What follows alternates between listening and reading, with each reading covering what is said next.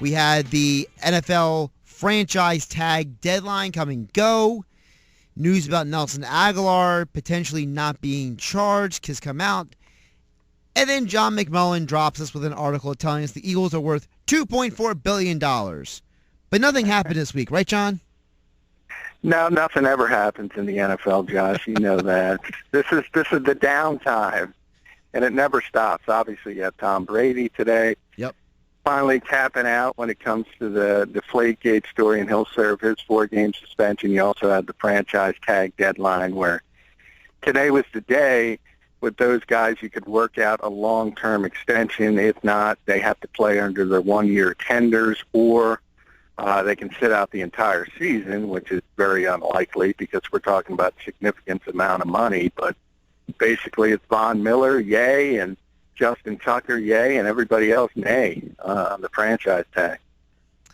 So let's first talk about Tom Brady real quick. He had that big announcement on Facebook, which, good for Facebook. I guess got them some extra traffic today. Basically saying that, he's done, and he's done trying to chase the inevitable. And, John, do you feel like, this is just a long time coming, or you kind of feel maybe a little bad for Brady that, he got stuck with this? Well, I think the suspension is heavy-handed. But while I say that, I also believe there was wiggle room for it to be lowered to 1 game or 2 games if Tom was willing to admit some culpability in it, and he was not. So I think from that perspective, you can kind of see both sides. But from the legal standpoint, it had far surpassed deflated footballs. It was no longer about whether Tom was guilty or not guilty.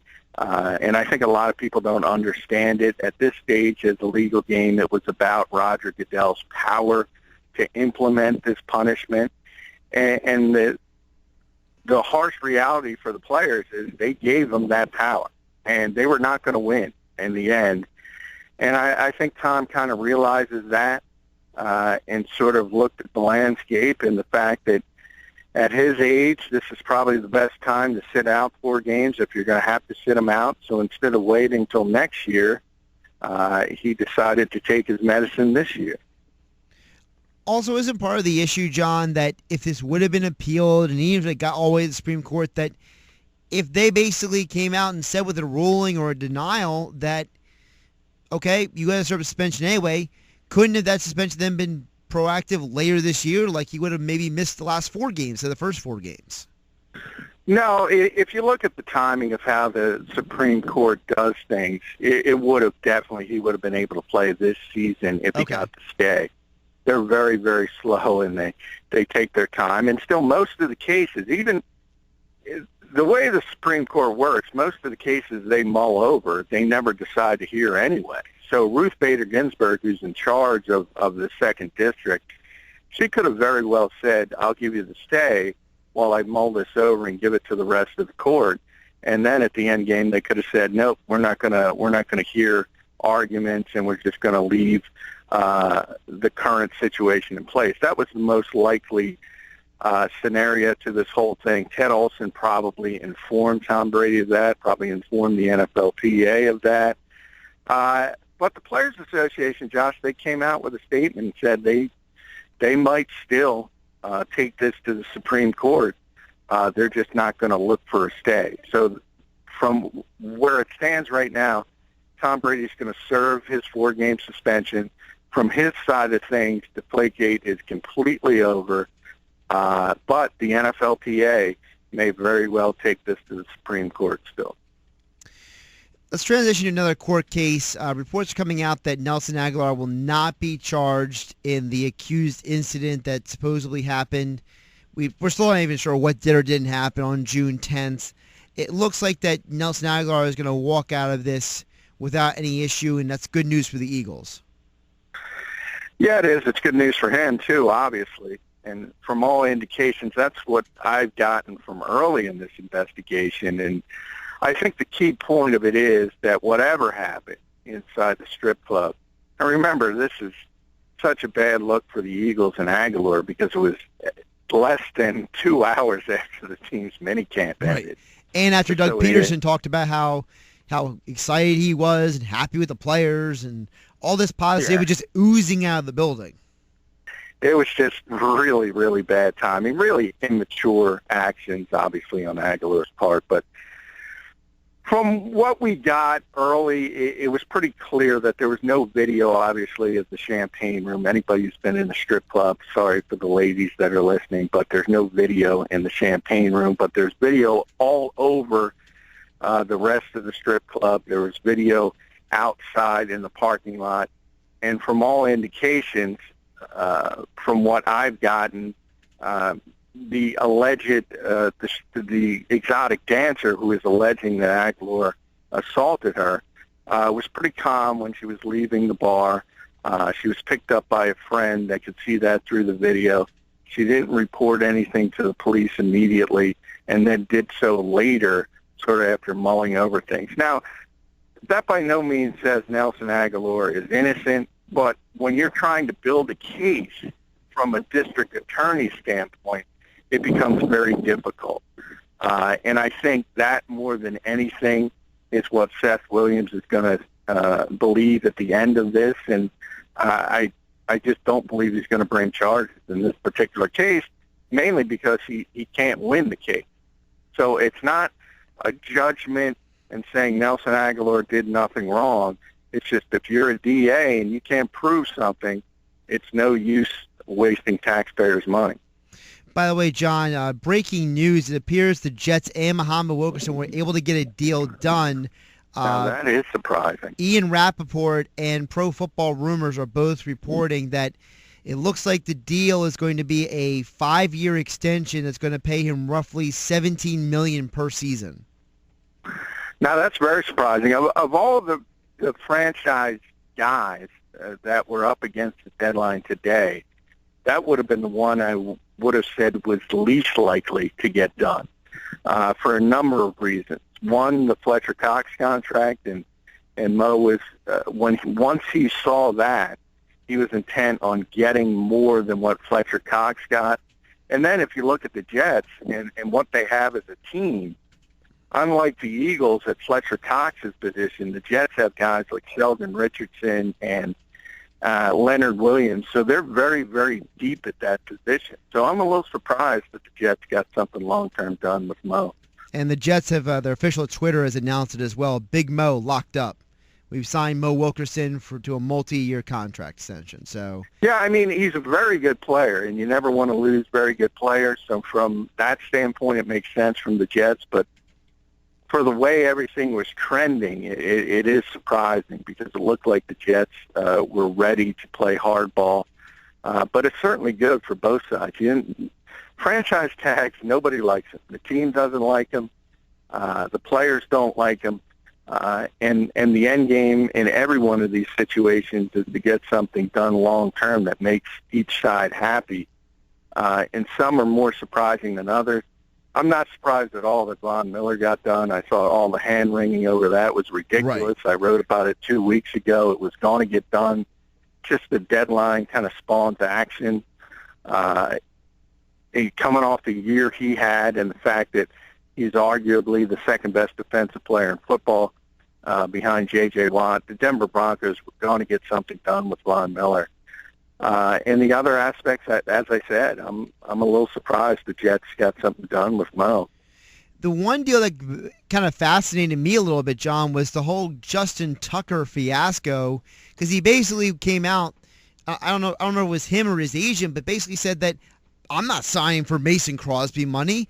Because basically the Ravens were offering him almost less money than what Mason Crosby, and in the end, what he signed for was double the guaranteed money of Mason Crosby. He is now the highest guaranteed money guy in the NFL right now who's a kicker. And I think it's interesting that, I mean, he literally just came out and had to say, it's like, I'm not signing for that. And if you don't sign me for what I'm worth, I'm leaving next year. What did you think of that whole back and forth?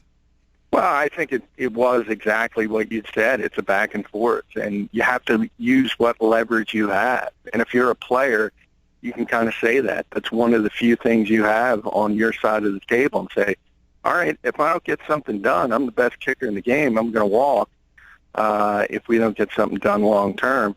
In a kicker situation, it's obviously you're not talking about a lot of money from an NFL perspective. Obviously, for a real-life perspective, it's a ton of money. But when you start talking about the Von Millers of the world, it's a drop in the bucket. So it made sense that Baltimore would get something done. And always in business, as I said with Miller, it's the deadline that kind of forces people into action. And that's why you see it. Everything goes down to 4 o'clock on Friday because everybody's trying to wrangle for the best deal possible. And in the situation of the kicker, that was the easiest to get done because it's the least amount of money you have to earmark to him. And there's no question Tucker's, to me, he's the best kicker in the game. So I didn't think Baltimore was going to let him go anywhere. But to me, Josh, the biggest one of the day was Eric Berry, and that was the most difficult one because he obviously came back from cancer and was the feel-good story of the year. I mean, right back after a year off, he's a Pro Bowl player, arguably the best safety in football, NFL Comeback Player of the Year. But the reality of the situation is, if you're the Kansas City Chiefs, you can't run this on emotion. You got to think in a business sense. So it becomes very difficult for them because there's always the possibility of a relapse. And when you're talking about earmarking $50 million for a player at the safety position like Eric Berry was looking for, then it becomes a really, really difficult negotiation. And obviously those two sides weren't able to come together. We're talking with John McMullen, our 97.3 ESPN.com Eagles insider. He also covers the NFL for today's Pigskin. You can follow him on Twitter at JFMcMullen. John, you wrote an article on 97.3 ESPN.com. Forbes came out with their list of most valuable sports franchises, and the Eagles come in at $2.4 billion, a 37% increase over the prior year. And yet they're still not the most valuable team in their own division. How crazy is that the NFL is such a huge money sport that a team can be worth $2.4 billion and yet they're not even the most valuable team in their own division? They're not only not the most valuable, they're in last place in the NFC. Right. That's the power of, obviously you're talking about very, very big markets, and Dallas, America's team, so to speak, is the most valuable sports franchise in the world now at $4 billion. Giants and the Redskins, just big, powerful markets on the East Coast, are worth more. And then you have the Eagles in last place at $2.4 billion. But I know you're a UFC guy like me, Josh, and yeah, the UFC just sold. It was the biggest money deal in sports. And if you think about what the Fertittas got, they bought that thing for $2 million, fire sale price, and they sold it for $4 billion. So it's not quite at that level, but Jeffrey Lurie has had quite the investment by buying the Philadelphia Eagles. And a lot of it has to do, if you think about it, the salary cap this year, Josh, is just over $155 million per team in the NFL. And we know, because of the Green Bay Packers, the one public team in the NFL that has to report their finances, that you basically get $225 million for TV rights. So this is a business where from day one, it's almost impossible to lose money. And there are very few businesses in this country where you can say that. NFL teams take up 27 of the 50 spots on the Forbes list in your article here on 97.3 ESPN.com. John, I mean, over 50% of the sports teams on the planet, not just in America, on the planet. I mean, you have Real Madrid and Barcelona and Manchester United on this list, and yet there's not 27 soccer teams. There's 27 NFL teams on this list. I mean, if the NFL wasn't healthy enough, I mean, this almost gives them a boost. Yeah, and for that reason that I just mentioned, it's so difficult for this league. There's so much money, and it starts with the golden goose of television. in the revenue they get for their product. It's just not matched by any other sports league on the planet. And then when you add into it, obviously part of Dallas's worth is the stadium, which is anybody who's ever been there in Dallas. It's just, it is a palace, and that's the nickname, the Palace in Dallas, just outside Dallas, or Jerry World, whatever you want to call it. So once you have that brand new stadium, so 3 years from now, Josh, we might be looking at this list, and after the Los Angeles Rams build Kroenke World out there, and they might be valued more than the Dallas Cowboys. The Minnesota Vikings had a huge spike this year because they got their new stadium done. So you see these beautiful facilities built all around the country, and then when you add in the fact that the revenue that these teams are able to generate off television, to me that'll be the long-term story when we talk about the NFL, because that industry as a whole is changing so rapidly, and so many people, especially younger people, think about it. They watch Netflix, they watch Hulu. So the NFL has got to figure out how to keep monetizing its product, and that's really the only hurdle I can see for this sport. Otherwise, it's going to keep chugging along. John McMullen, you can follow him on Twitter at JFMcMullen. He writes for today's Pigskin and is our Eagles insider at 97.3 ESPN.com. John, hope you have a great weekend. Hey, you too. Thanks for having me, Josh. And we'll be seeing you on Monday, right? Yeah, I'll be in studio Monday. Big NFL show with Mike Gill back in the saddle. It'll be interesting. Right? We'll probably talk Sixers too, so you're gonna have to break up the fight. Oh man, I guess referee over here. Take care, John. All right, bud.